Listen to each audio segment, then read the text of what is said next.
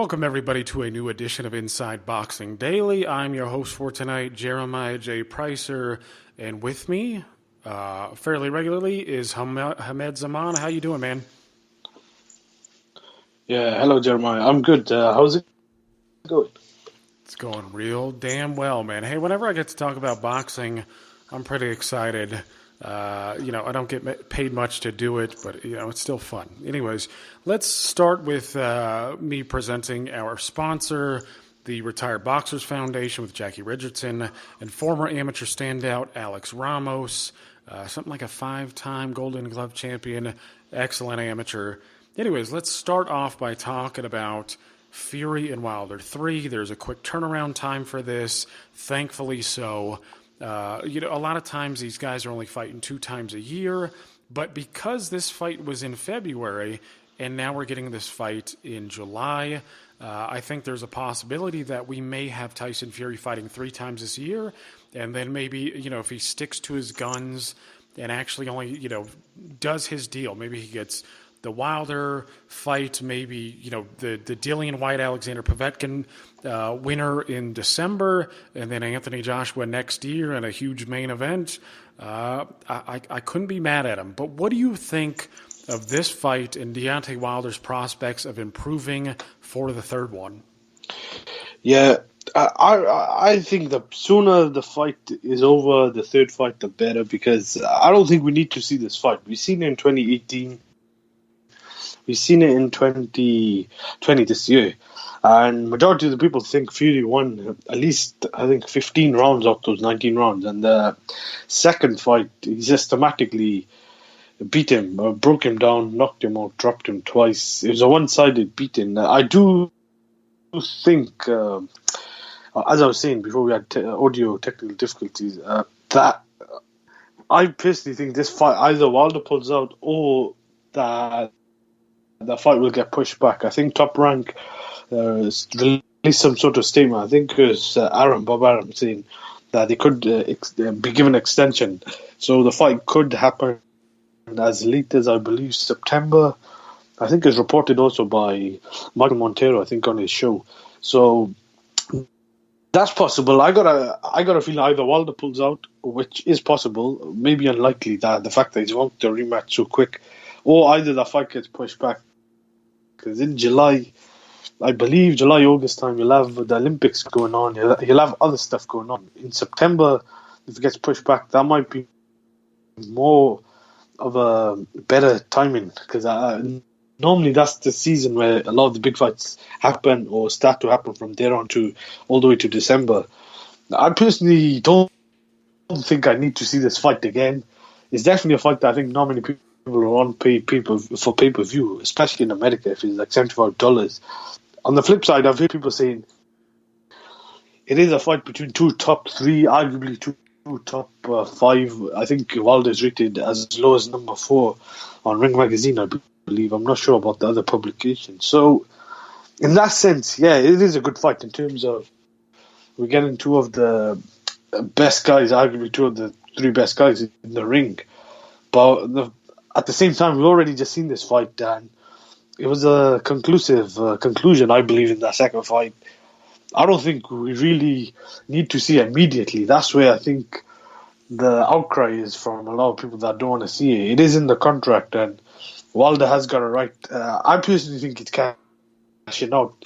Because I think if we were smart, or the people around him were smart, they try and go around another route, and that route would be to try and maybe be a mandatory challenger for one of the alphabet belts, which I know a lot of people, including yourself, are not a fan, but work your way to a possible showdown with, say, if Anthony Joshua and Tyson Fury were slated to fight later this year, early next year, and maybe he'd have a better chance of, even if he was to face Fury, say Fury was to beat AJ, and then he'd have more momentum, or if he was to fight guys like Ruiz, Dillian White, but to me, this is a risky fight. He may be good enough to beat, I wouldn't say good enough, but I think it is a weak era. He maybe have the right hand, which is good enough to bail him out 99% against the other heavyweights, but I personally just think Fury got his number, and I think Fury will probably beat him 9 times out of 10. The first time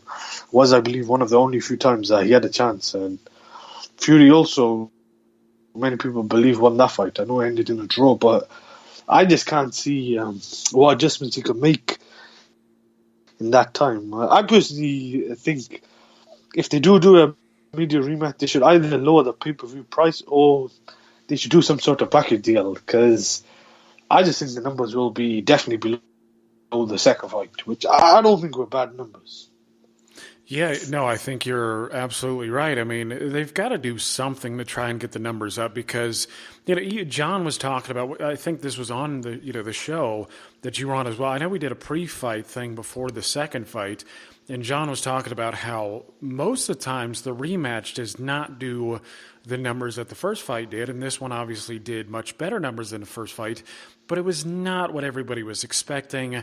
I know Michael Montero did do an in-depth analysis of this, and I know Boxing Scene had an article where it was something like they had to do 1.1 million to break even or something.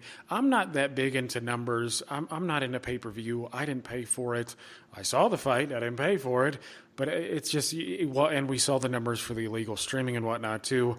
There's not a lot of reason to pay for a third fight unless you're either giving a package deal, you're lowering the prices, or you're actually giving us a good card. But when you're paying these guys that amount of money, that's exactly why you're getting a card that is pretty much just top heavy. You're not getting much below it. I mean, I don't think Charles Martin or Gerald Washington made much on the undercard. Again, purses, they're not really my thing.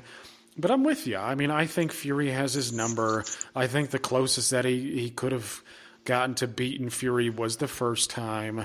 And it's just, now he's got the mental edge. I mean, Wilder can sit there and get on video and act like everything's okay, but we know how it is with guys like this. Typically, and that's not to say Wilder is he could be a statistical anomaly.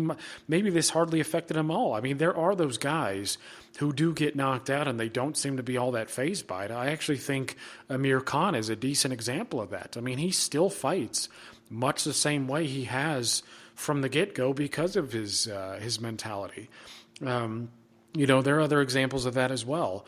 But I just, because Wilder's game and his image has been predicated on knocking guys out, flattening them, I just see the edge for Fury. And what I said, and I think when you were on the show previously, I think it's possible that Deontay Wilder is somehow better in subtle ways. I don't think he's going to improve much to make the ultimate result matter. But, you look at Joe Frazier and George Foreman, and, Foreman was always a bad styles matchup for Frazier. But in the rematch, Frazier was able to move a little bit more. He was a bit sharper for the rematch. He gave him a few more angles, and he lasted a little bit longer. But ultimately, I don't think it matters. I think Fury's probably going to stop him again. And honestly, I'm looking forward to it. The quicker, the better, so we can move on to something more important, right? I mean, it's funny. Yeah. It's funny. Isn't it kind of funny now that Dillian White, now he's the mandatory guy. Well, if he beats Povetkin, but now he's the mandatory guy now that Tyson Fury finally has the trinket. But to me, I don't know. That's how the picture looks from my eyes. I think if Dillian White beats Povetkin, which he's favored to do, and which I think he should do, he beats Wilder third fight, gets White, and then Joshua for his finale. I think that's a rock solid career. I don't know if that puts him among the greats. There's going to be a lot of speculation because it is the modern era, but I think he could rest his laurels if he finished winning all three of those fights. That's Dillian White you were saying, isn't it? Correct, yes. Yeah, I think that Dillian White Povetkin fight is a much better fight than Wilder Fury 3. Is obviously not a better fight than Wilder Fury when they were meant to fight in the second time, just before the second time, in terms of that. But we've seen this fight, and I think there's a gulf in class, even though this was arguably between the first and second best heavyweight. But I think Tyson Fury is that good. I know I heard you talking about the weight. Montero made a good point. I think it was Montero or someone, I can't remember. But once you balloon to like 400, 500, whatever, 400 to 350 pounds, it's hard to get back down to that weight. I personally don't think he needs to be that light, because I rewatched that Klitschko fight and he was on his toes for 12 rounds, and that was against the first ballot Hall of Fame guy in Klitschko, who arguably go down as one of the top 10, top 15, whatever you want to rate him, heavyweight. I think a lot of people now got him in the top 10. And that was a Klitschko who was on a 12 or 10-year, I think, unbeaten streak, coming off 18, whatever, successful defenses, if you count the alphabet defenses. He was closing in, I think, on Joe Lewis's record, or Larry Holmes. I can't remember which one it was. So that was a weight, in terms of weight, I think he could beat Wilder. He showed in the first fight. I think he could beat Wilder even if he's 280, 90 pounds, as long as he's in fighting shape and he's not ballooned up in weight and he hasn't got a head switched on. So basically, I think the only guy right now, I think some people think Joshua might have the best odds, but outside that, who I think is a underdog against Fury. I heavily favour Fury over Joshua, but outside that, I think Fury can only beat himself. And I think as long as he's switched on with the quick turnaround in camp, it doesn't have too much time off out the gym, maybe a couple of weeks out or a month, whatever, and he's back in the gym, he should beat Wilder and he should beat him handily. I feel like Wilder held the belt hostage. I know some people don't like the alphabet belts, but that kind of made him relevant. And now I think this contract with Fury, he's just holding on. I give him both credit for making that sacrifice, because we wanted to see two of the best fighters, but now that he's been beaten, I'd rather see the two guys who are the most accomplished and arguably the two best guys right now, which are Fury and Joshua. And I think that's a big fight in the UK, and he'll unify all the belts and we'll get a clear number one guy. Like, at the moment, there's still question marks of who's better, who's winning a fight. Fury's obviously the number one guy. He's the guy who beat the guy. He's the guy who arguably with the best resume, and he's just beaten arguably the number two guy. Some people thought was the best in the division, and he just ended that. So I'd rather see that fight. I personally don't think that was going to happen anytime soon, but I would have rather seen maybe Fury and Dillian White fight. Maybe could not have happened. So maybe this fight may be better than we've seen, and maybe we're just going off the fact the fight is just still raw in our emotion. But I personally would rather just see something else, even if it's Fury against Jarrell Miller, because that was such a one-sided beating and fight that I can't remember there was an instance where you get a fight like that, especially in the heavy division, and they're fighting not only for the second time immediately, but third time. And I don't think Wilder has had much success outside that 12th round in the first fight. I thought he was getting his head boxed off for 11 rounds. I thought he won a couple of rounds. It was competitive, arguably close on some people's scorecard, but we could tell Fury was the better, more supreme boxer in there. So a third fight is a tough sell. I don't know. I personally think it probably does better in the UK if they do have a third fight. Yeah, I would like to see it. I would, but now I'm with you. I don't think there's a need for a third fight. And actually, somebody I know posed this question.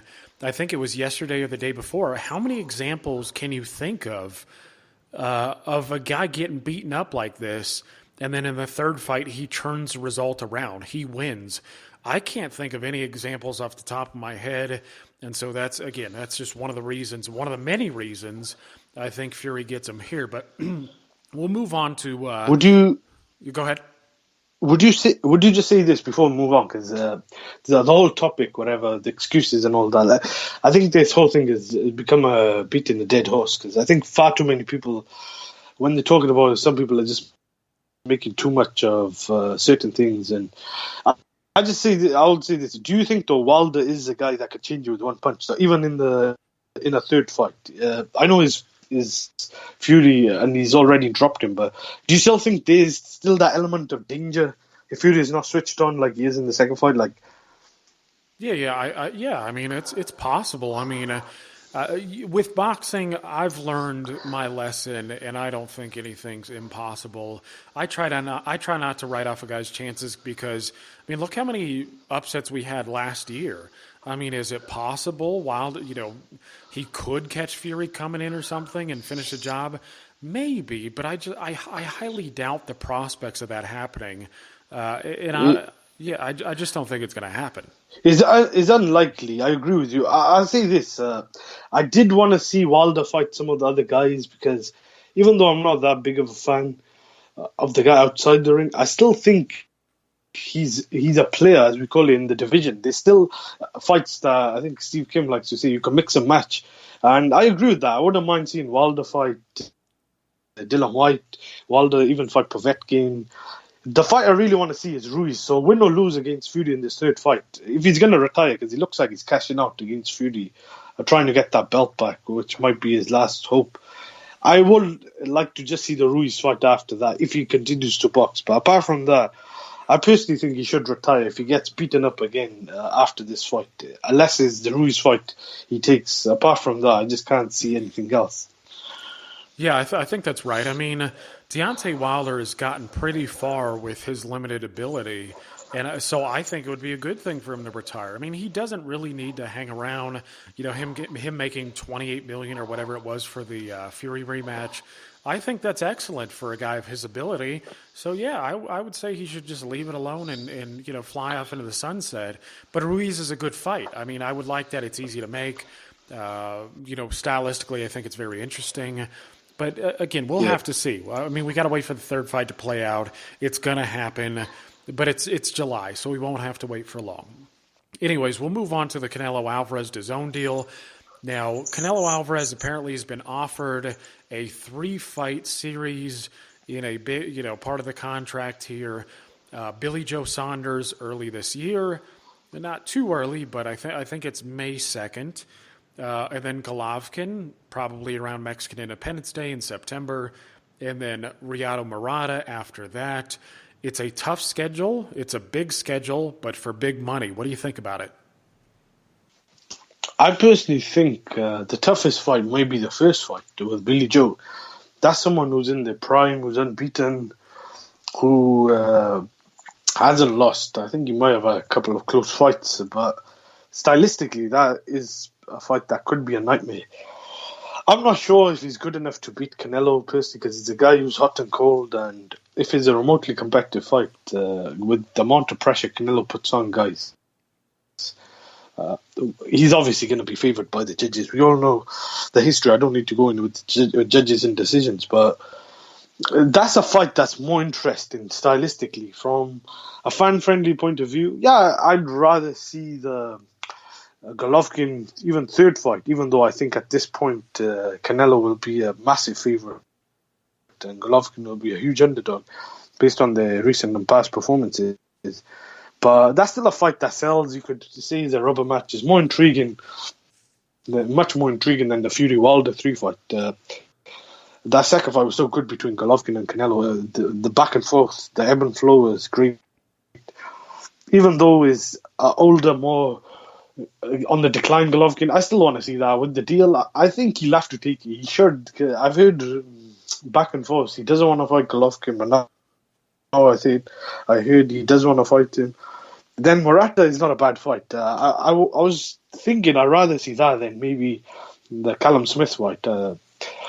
I just don't think Callum Smith will be competitive. Because I thought Ryder beat him. I wouldn't mind seeing that, even though I don't think he'll be that competitive. I think Canelo beat him, but that'll be probably a lot more action-packed than the Billy Joe Saunders fight. I think Billy Joe and Canelo will probably be a chess match, but that's a good fight. If that's 168 and he's going to campaign there, then I think that'll be interesting to see how he gets on with someone like Billy Joe who moves, and we'll see if Canelo is adjusted to fighting that type of style.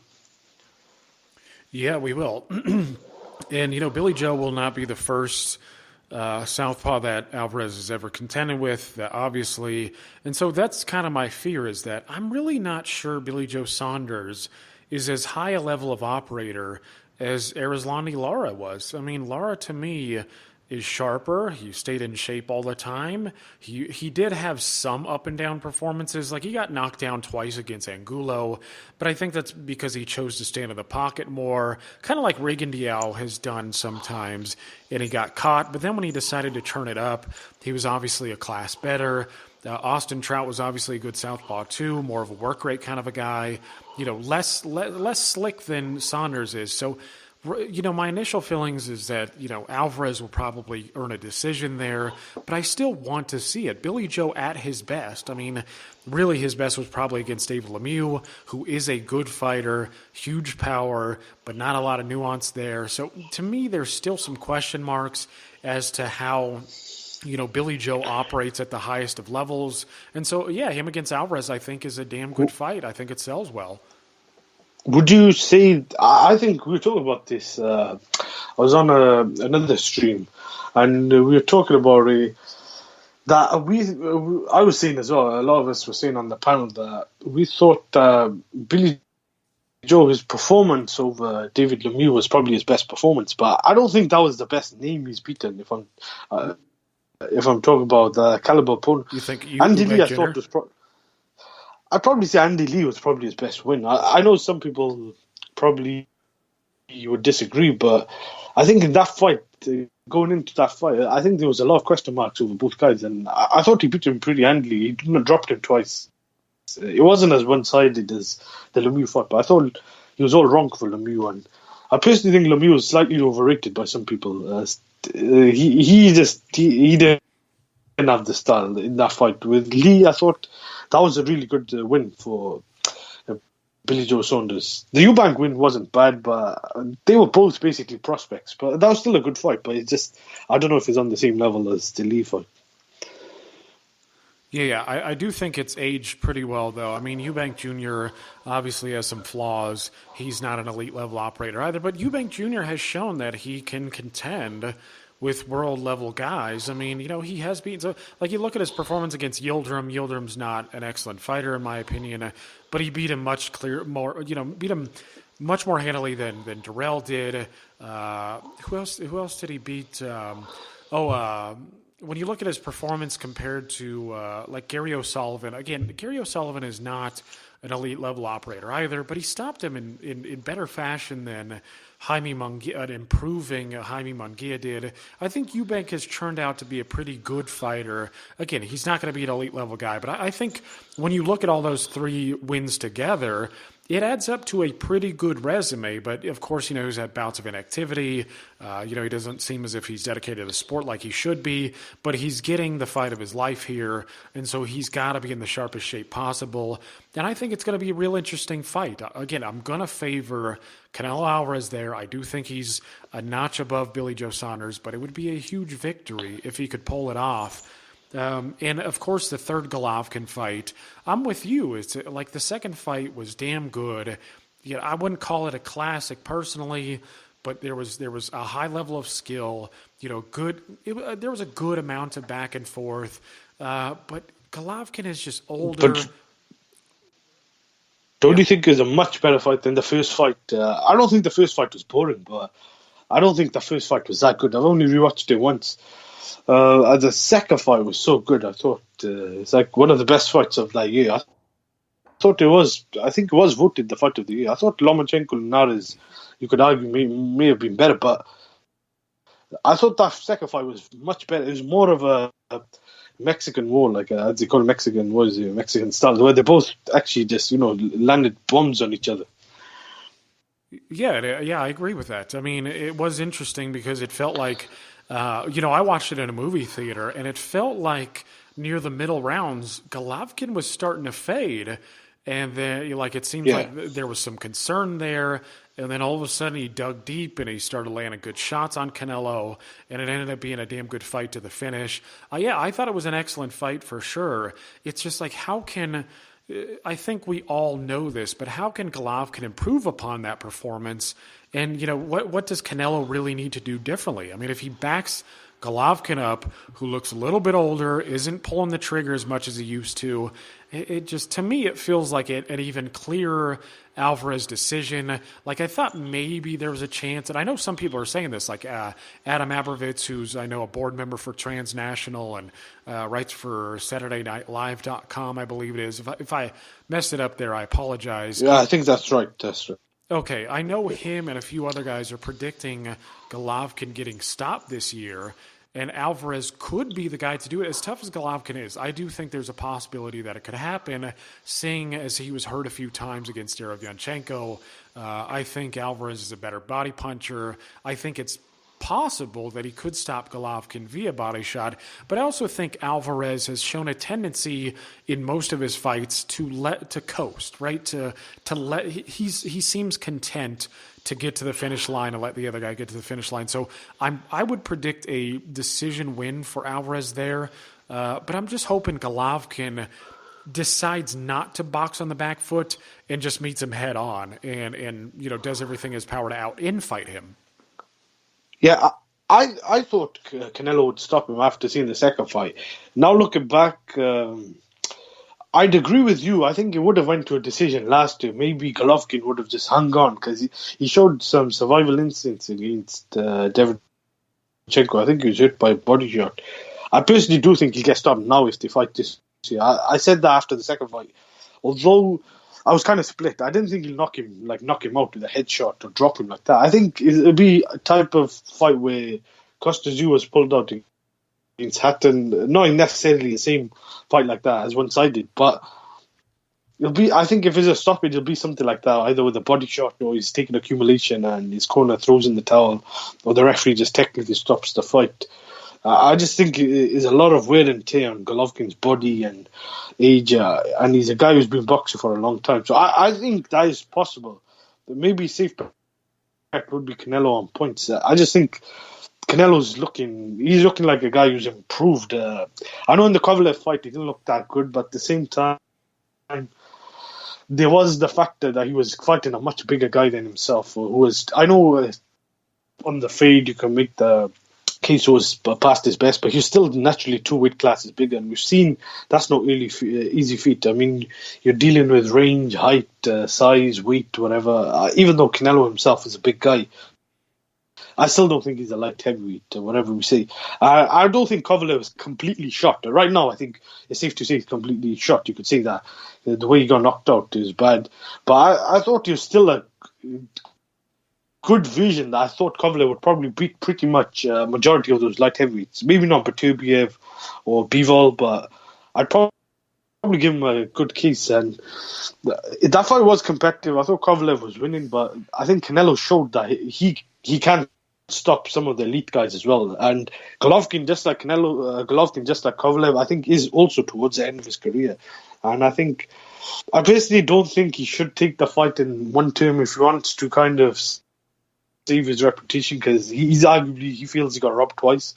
Even the rematch, I think he should have prioritized a unification fight with Billy Joe before taking the rematch after Canelo popped dirty for PDs, and then should have went back to the rematch. He could have become undisputed champion, and I think a lot of people would probably have thought he beats Billy Joe, but right now I think he'll be somewhat of a cash out, although he could also fight Murata if he wanted to, but it looks like Canelo Murata will be the big fight they're trying to make, the big money fight, because those guys are both big names in their own country. And I think Golovkin just wants to have one last try. So I don't blame him. It'll be an interesting fight, but I think Canelo will be heavy favourite, whether he wins by stoppage or points.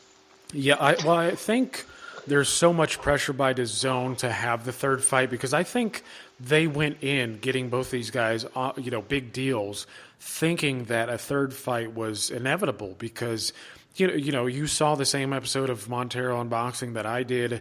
He talked about how they only had HBO pushing them, and yet they did bigger numbers, significantly bigger numbers than Wilder and Fury 2. So, right, their rematch was significantly better than Tyson Fury versus Deontay Wilder. So, DAZN was obviously seeing dollar signs, and because they were going to get subscribership from those.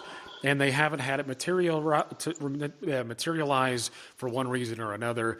But I do want your opinion, though.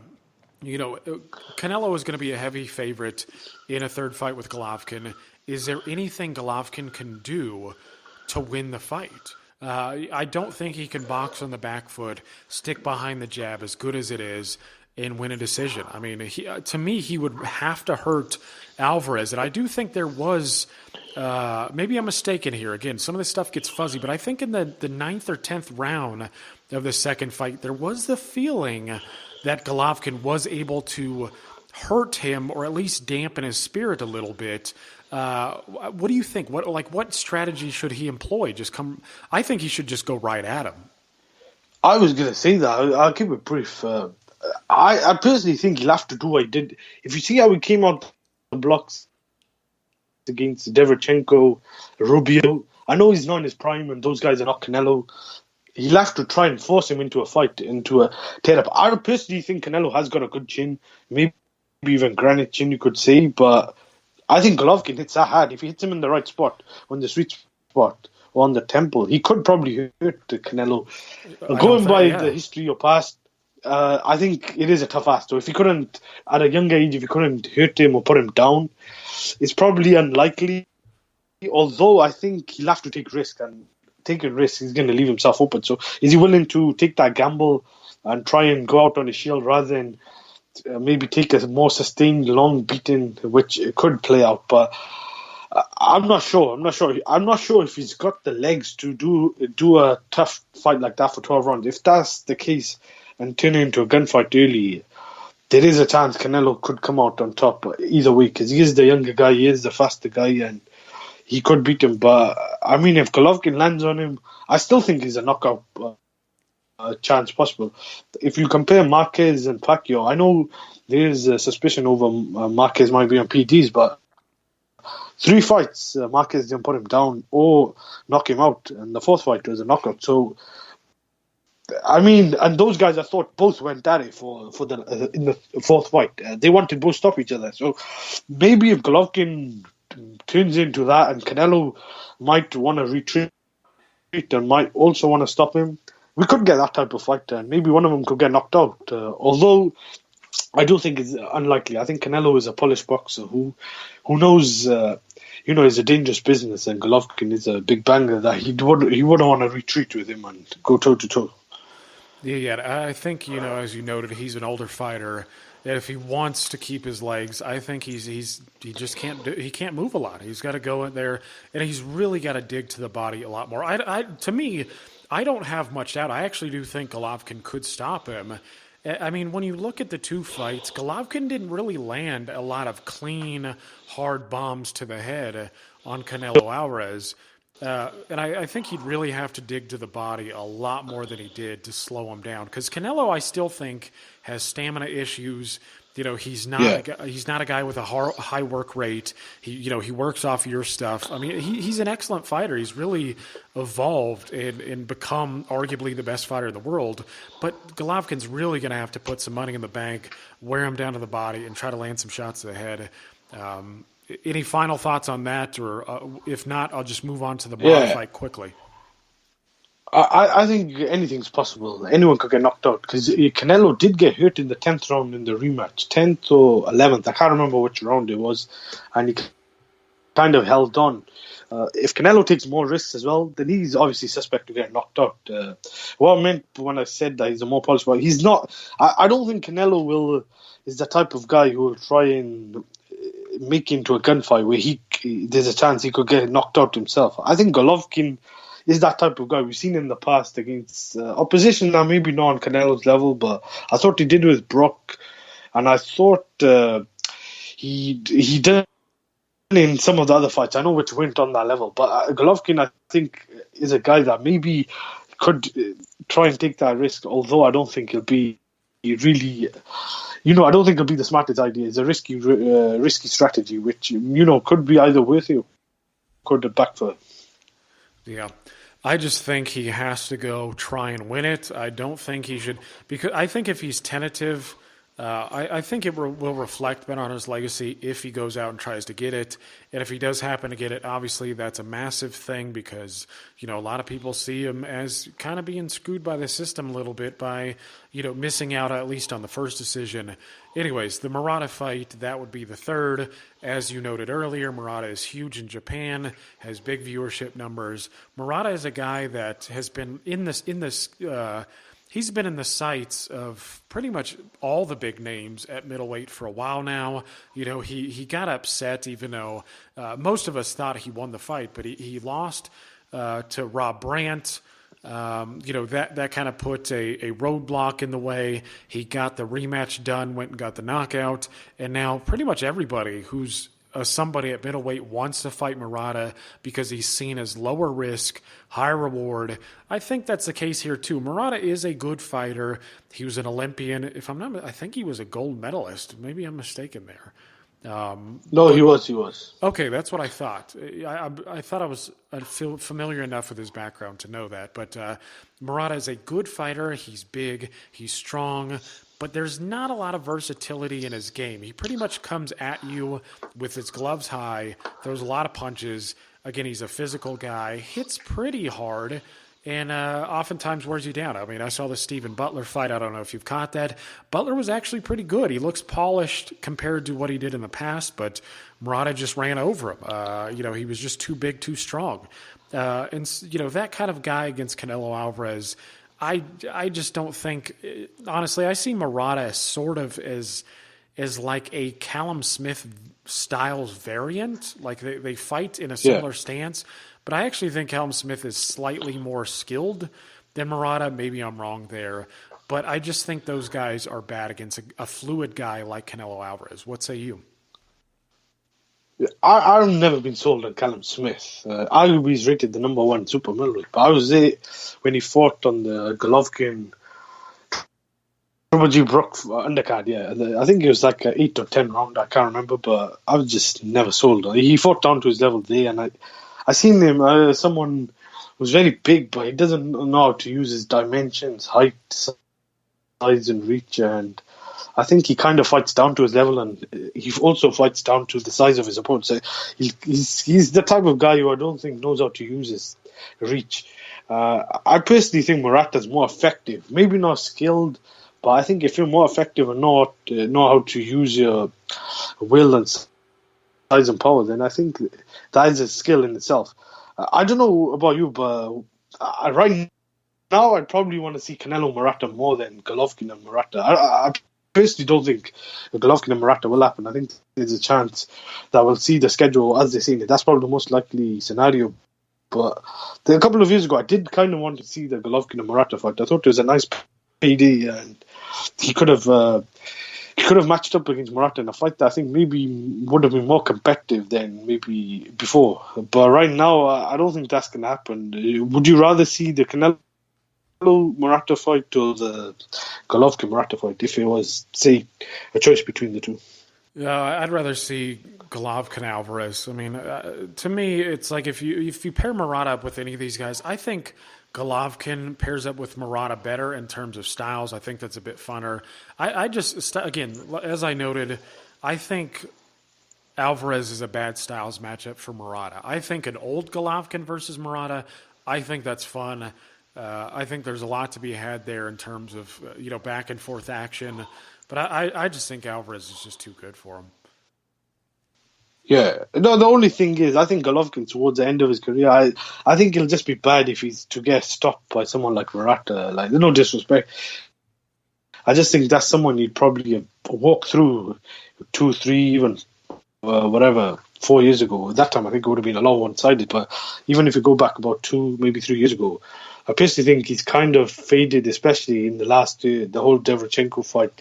Personally think it started towards the rematch with Canelo, where I think it was a drastic slide. I don't really like to always talk about prime, peak and that, because I think Muhammad Ali showed against George Foreman, he was way past his best. Some great fighters can always turn back the clock. And I thought Golovkin did well for a guy who was 36 or 7 in the rematch with Canelo. But just think right now it looks like he's heading way towards the end of his career. If he wants to try and avenge that fight with Canelo, I can understand that because it'll be a big fight, a big payday, and he's still always in with a shot. I think he's very familiar with Canelo's style. With Murata, I do think there is the element of danger, although I'm not sure if Murata's anywhere near on that level because he did get outboxed thoroughly by by Rob Brandt in the first fight. But I thought he was impressive in the rematch, stopping him in a couple of rounds. Yeah, you know what's disappointing though is that a lot of these guys, and I know you know who I'm talking about, a lot of these guys are going to see that schedule, that 3-fight schedule, and ask, "Where's Demetrius Andrade? And where's Charlo?" I mean, isn't that pretty disappointing? I don't know what Charlo's on, as they like to say, the other side of the street, the PBC fans, or whatever, however you call them, the Al Heyman guys. I think Andrade, they should try and get a fight with Andrade. I don't know. I'm not talking about Canelo. Just someone should try and fight him. Basically, someone made a good point. Since the DAZN started, Golovkin, Canelo, Andrade, who am I missing? I don't know. Maybe Billy Joe Saunders or Jacobs you could put in there. I do think the only fight that's happened between them all is Canelo and Jacobs. Personally, I don't think that's good enough because I know a lot of fans who criticize the PBC say the same about the welterweights, Porter, Thurman, whatever, whoever is Spence. Like there hasn't been any fights between those guys. I think there's only been one, which was in 2016 between Thurman and Porter. I know recently Porter fought Spence, but there was a time when they were saying none of them have fought each other. But that's the bad thing at the moment, the zone. I do think they need to try and fight each other. Although if Canelo fights all those guys, maybe Andrade, they could try and match him up with someone like Callum Smith or, I don't know, and someone else. I don't think Andrade needs to hold on at 160. If he can't get any fights there, why not just fight Danny Jacobs or Callum Smith? I think Eddie Hearn needs to try and get a move on and make some big fights. I know he tried making the Billy Joe Saunders fight and he had the whole thing, but if Billy Joe Saunders didn't fight Andrade at 160, why can't Andrade just move up and fight him at 168? That's if Billy Joe doesn't fight Canelo, but it looks like that fight's gonna happen though. Didn't Eddie Hearn say that he offered Charlo a significant amount of money to fight Andrade? Oh yeah, Charlo's turned that down. He's basically ducked. That's the clear, I think, duck, as you could say. Normally, guys are avoiding or they're being picky, saying this guy's friend. I think I heard Jacobs and Andrade, one of them saying it, but it's not a good look for Charlo. He hasn't managed to fight Jacobs or Andrade, and I think they both were willing to fight him. I know with Andrade there was 2 or 3 offers made, and I believe Eddie Hearn was even saying he's willing to take Andrade to Showtime. I think Charlo, he's the guy that I think is kind of becoming irrelevant in that weight class, and he's a guy who should really be trying to move over or go to the other side and try and fight these guys or try and be more willing. With Andrade, I think is a lot more disappointing because he's got a lot of the names in the DAZN stable, but for some reason none of those fights have happened. I'm not blaming all of those guys. I think some of them do have options, but there should be a bit more of an effort to make Andrade fight one of the other guys. Yeah, no, I agree. And, the thing about Andrade is we got to understand here is that here's the thing about modern boxing is a lot of fans are quick to say, oh, this guy's ducking or doing this or that. I mean, we also have to understand, we have to keep things in a perspective that it is a business. So like Canelo Alvarez not fighting Demetrius Andrade, listen, I'd like to see Demetrius Andrade get a shot. I really would. But on the same time, if you're DAZN and you're a startup and you need subscribership, as people say, does Andrade move the needle? He doesn't. Guys like Murata, he moves the needle. Golovkin in a third fight, it moves the needle. Billy Joe Saunders in the UK, I think it moves the needle more than it does Demetrius Andrade. I don't think, Billy Joe's, I don't know what his stature is over in the UK. It's just, I have a lot of British buddies, I talk boxing with him frequently. Billy Joe doesn't seem like a real popular guy. He's not like it's not like Josh Warrington level of fans who show up and Tyson Fury. yeah. I mean, He's not on that level. Yeah, he doesn't seem like he's on that level, but he seems like he's more popular than Demetrius Andrade. And actually, if you're looking at their resumes, especially at 160, Billy Joe has a stronger resume. So you got to understand where DAZN and Canelo are going. They're in this together. DAZN wants Alvarez to win, and they also need him to fulfill his large contract. So those three fights, the ones that we already talked about, move the needle in some way, and they're also high-level fights. With Demetrius Andrade, again, he's not popular, even against who I think I got the name right, Luke Keeler. In his last fight, he didn't look that special in that. I mean, he's a good fighter. But he's just going to be left out in the dark, and I don't think it's because anybody's afraid of him. I mean, some people will try to tell you that. I've heard some people say like Golovkin was ducking Andrade. I don't know how you can. I wouldn't go that far. I don't even know how you can. I don't know how you can do the math there. Personally, it's like Golovkin never held the WBO title. Andrade just he just became a middleweight officially in 2017. I think same with Charlo. I don't see how you get from point A to point B with Andrade and Golovkin. But again, we've got to understand that Golovkin and Alvarez, they're big money guys. They're going to try to make them big money. Andrade is just kind of left out in the dark. Not because I don't think it's because stylistically he's anything scary for any of these guys. Again, I think Canelo Alvarez is beating better guys. If he beats Billy Joe Saunders, I think that's three southpaws he's arguably beaten who are better than Andrade. Again, Andrade to me has still a little proving to do. But yeah, Charlo's just kind of the odd man out, and I don't know if they can get him Derevyanchenko. I've heard that maybe Charlo will get him. I think that's a damn good fight. But yeah, something's got to be done. They can't sit here and wait for the big paydays when obviously they're not coming around. Yeah, I don't want to blame Andrade. It's not his fault. Look, he's trying to fight. Some of it has been his fault, though. I understand where you're coming from. That's what I was going to get to. In the ring, he hasn't set the world on fire, but we want to see the best fight the best. If Golovkin could fight guys like Derevyanchenko, who I think is a much tougher, a more physical fighter than Andrade, then I don't see why he can't fight Andrade. If the Canelo fight can't happen. Same with Charlo, same with Billy Joe Saunders. If these guys are all waiting for Canelo, you can't let someone like Canelo dictate your career. On the flip side, Canelo obviously doesn't need to fight someone like Andrade. It's absurd to say that's a duck. Even when they were both champions, and I think the only belt that was missing, Canelo didn't have was the WBO. Alphabet, the whole thing. I think Canelo's above a certain alphabet belts. I know he had a chance to become undisputed champion, but I don't think that always defines a guy. He beat Golovkin, who was the man who beat the man, who had the majority of the belts. He wanted to move up in weight, I believe, and fight. He did fight Jacobs. I thought that was a very good fight. He got the third, I believe, trinket, which Canelo, I think Canelo ended up getting stripped off, if I'm correct, which Golovkin won off Derevyanchenko. But he basically beat the best guys in that division, the number 1, number 2, 3, whatever that were at the time, and he cleared himself. He just moved up to fight like a guy like Kovalev, a light heavyweight. I think that's a much riskier and dangerous fight than a guy like Andrade. And I think coming down to super middleweight, I think that's the right move to acclimate. I think coming down from 175 to 160 is very dangerous. We've seen it with guys like Brook, Roy Jones.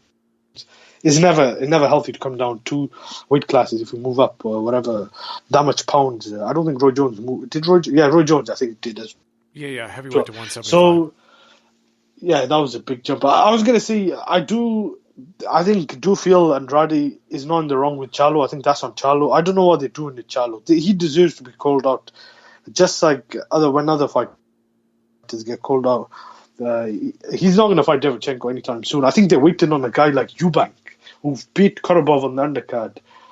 But that is not a big fight. Let's be real, in America, then that's not a bigger fight than Andrade and Charlo. If you put Andrade and Charlo in Rhode Island, where I believe Andrade is from, or if you put it where Charlo's from, I think they're from Texas, if Yeah, I'm that's right. correct.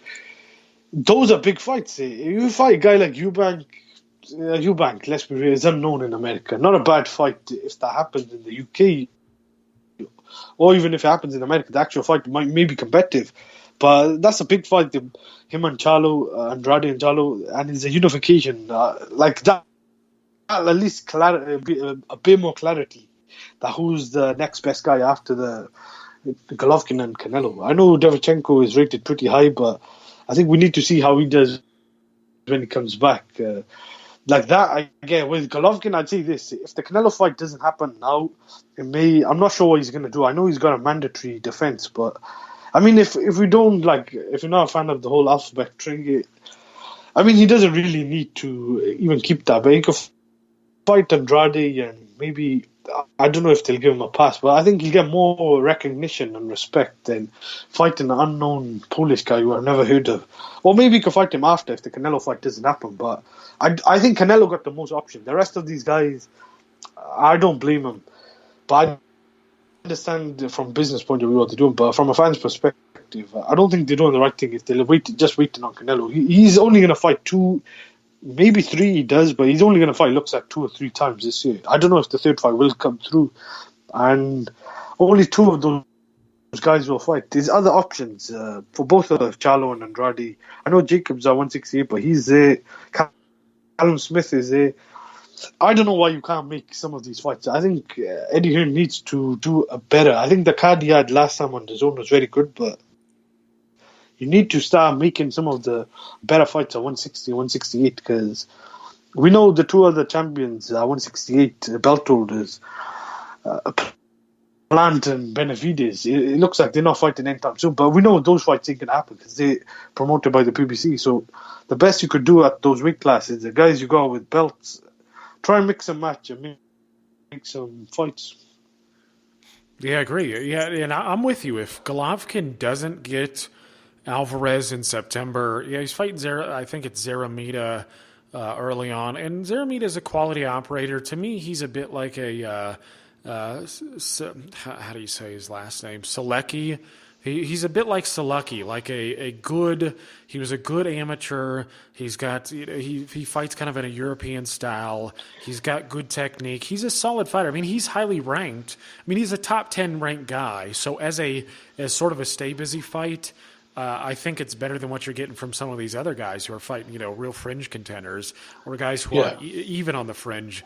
But yeah, if Golovkin does not get Canelo Alvarez in the fall for some reason, yeah, I think he should fight a guy like Demetrius Andrade. I'm with you, man. I really only care, like, all the politics sucks. I just want to see the best fight the best. That's my perspective.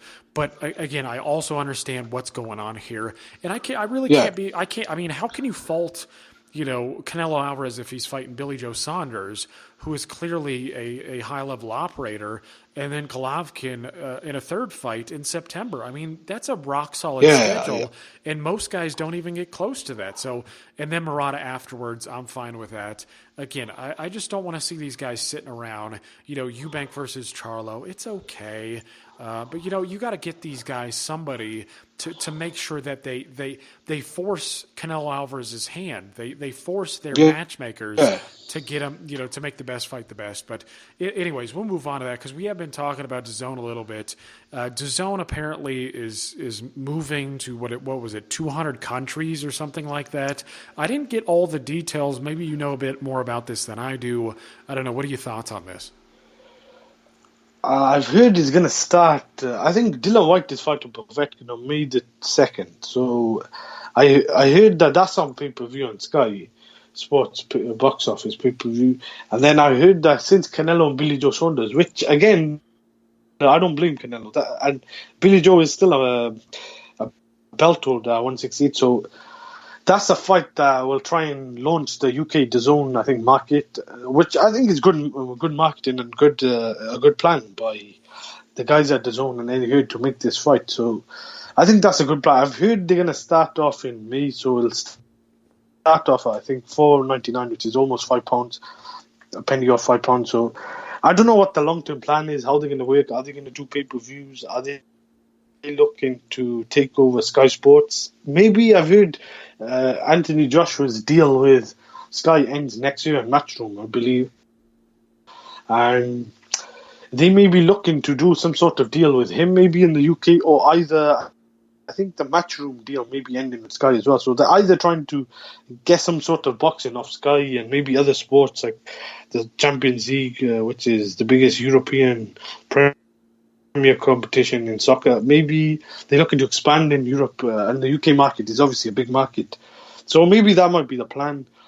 I do think if they get into the UK market, if they do it right, this could be very well, because the amount of pay-per-views in the UK, even though they're £20 or £25, whatever, depending on the range of the price, if you get into the UK market, I know the price is definitely going to go up, but they're not going to stay at £5, which I believe is just under $10. It will go to £10 a month, maybe 15, as long as they don't fluctuate and go too high.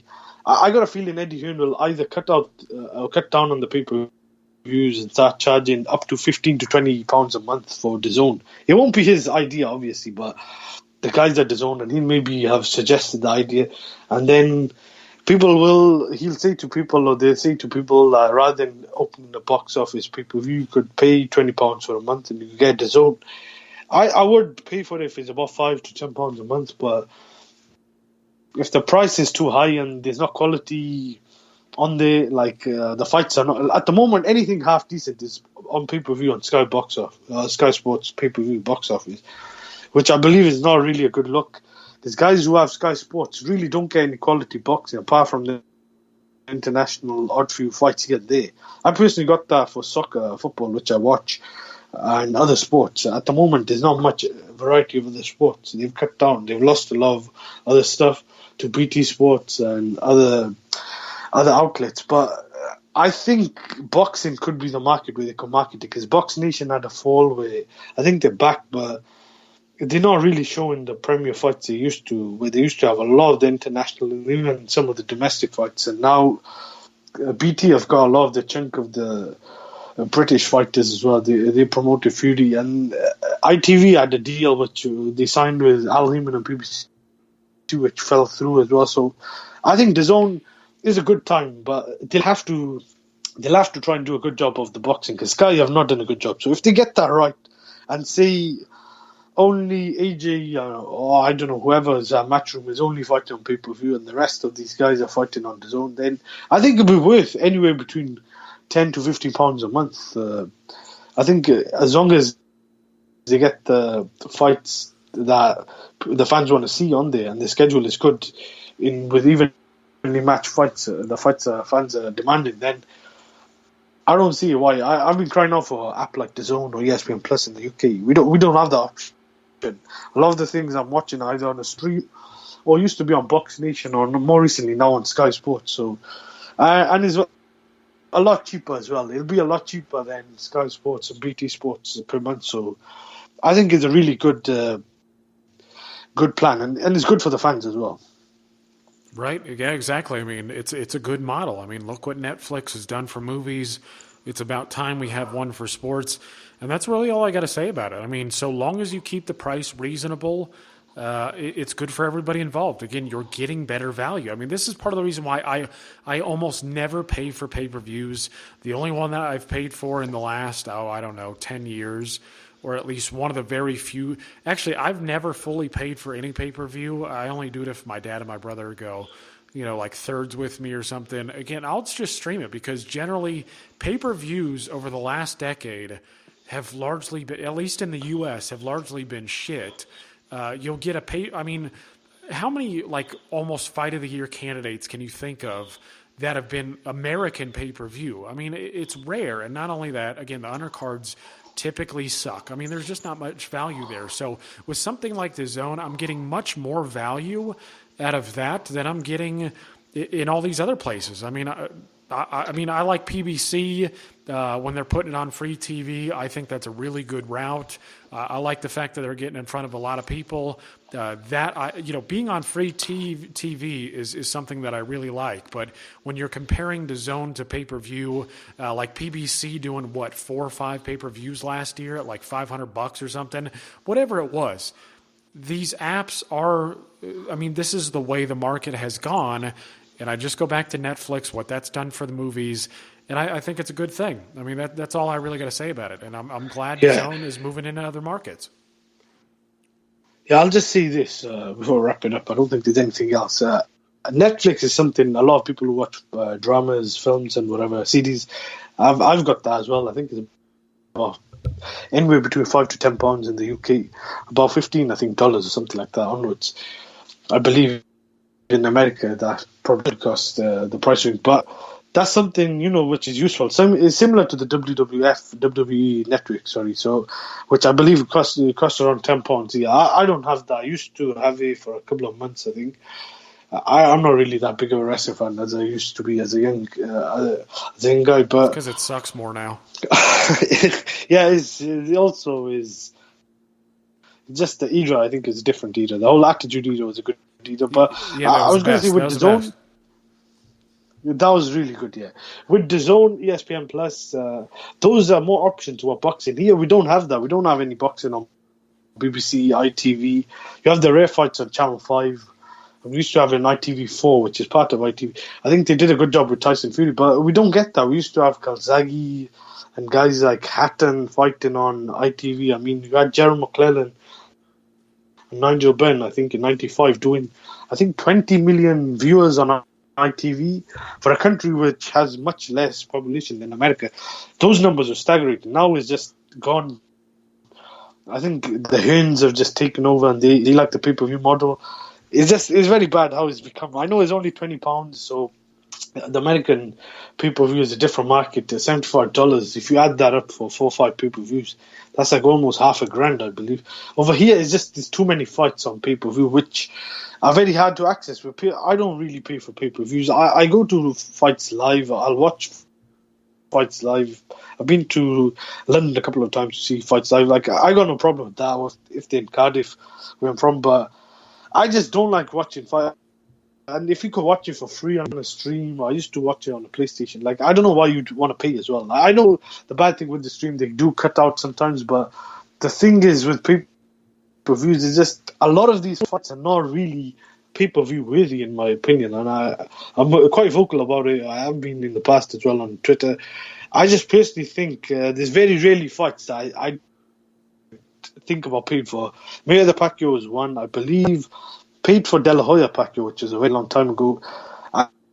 I believe I was at the Golovkin-Brook fight, which was a big fight, a big deal. I think my brothers bought the pay-per-view for that. But apart from that, it's very rarely like fights like maybe Joshua Klitschko. Those are monumental fights in the UK, big fights. And those are fights that you probably pay for. But apart from that, like, I don't see why you'd want to pay for a pay-per-view that has Chisora and Dylan White, or I don't know. I think Cal Brook and Liam Smith, it looks like might be a pay-per-view, or fights like Chisora and Usyk. These are not fights that you'd want to pay for. Like, I'd even go as far as rather listen to it on the radio if I can't get a stream. Like, they're just not worth paying for on top, especially as a Sky Sports subscriber. So I'm not complaining as someone who doesn't pay anything. Like, when you're already paying for a package, which you should be getting boxing on, because we used to have a lot of boxing on Sky Sports.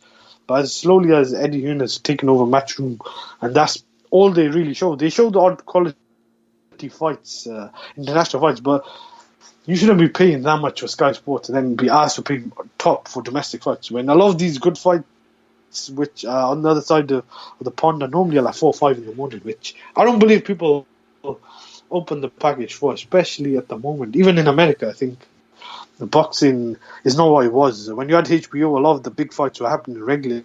And I think the pay-per-view model in America has changed drastically. In 2018, I believe there's only 1 or 2 pay-per-views out here. I think Canelo and Golovkin, and I believe it was Fury Wilder towards the end. In the UK in 2018, I counted it, there's about 12 or 13 pay-per-views. They weren't all Sky, but they had some on ITV, BT, but majority were on on Sky. Yeah, that's just far too many pay-per-views. Like, you can't be having that many. And I think if DAZN comes into the market, that'll be a good idea. If you can't get boxing on terrestrial TV here, then I think the next best thing is to get it on an app or something that's a lot cheaper and more viable and easier to access than, say, order a pay-per-view every month, every so regular.